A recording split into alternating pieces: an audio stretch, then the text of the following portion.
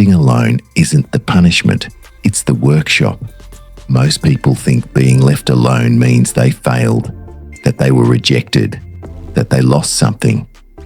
But what actually happens in solitude is that everything unnecessary falls away, and what's left is what you finally get to build.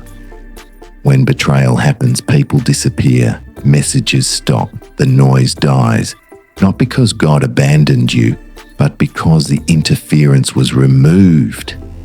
You couldn't hear clearly when everyone had access to you. You couldn't see clearly when you were explaining yourself. You couldn't grow while you were being pulled in 10 directions. So solitude arrives, not to break you, but to give you space without influence. This is where most people panic. They try to replace the noise, fill the silence, run back to comfort. That's the mistake. When you stop running from being alone, 3 things start forming. First, clarity.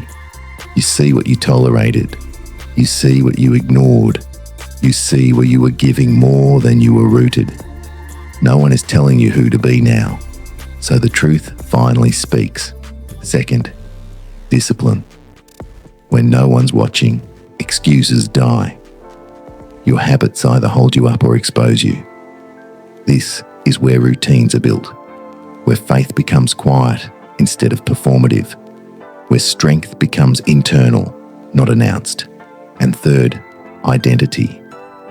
Not the version shaped by approval, not the version shaped by fear of being alone, but the version anchored in who God says you are when no one else is around. That doesn't happen in crowds. It happens here. If you skip this season, you repeat the same cycles. You'll trust too quickly again. You'll give access where it isn't earned. You'll confuse connection with safety. Solitude trains discernment.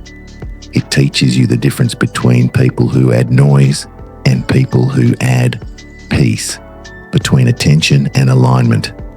God doesn't isolate you to weaken you. He does it to rebuild your foundation quietly so it doesn't collapse publicly later. What feels like loss is actually subtraction. What feels like emptiness is actually space. And what feels like silence is the absence of distraction, not the absence of purpose. You're not behind. You're not forgotten. You're being prepared without applause. So if you're standing alone right now, don't rush out of it. Build your habits, build your faith, build your standards, build your strength where no one can take it. Because when the next chapter opens, you won't be looking for validation. You'll be grounded, and that's when life changes, quietly but permanently.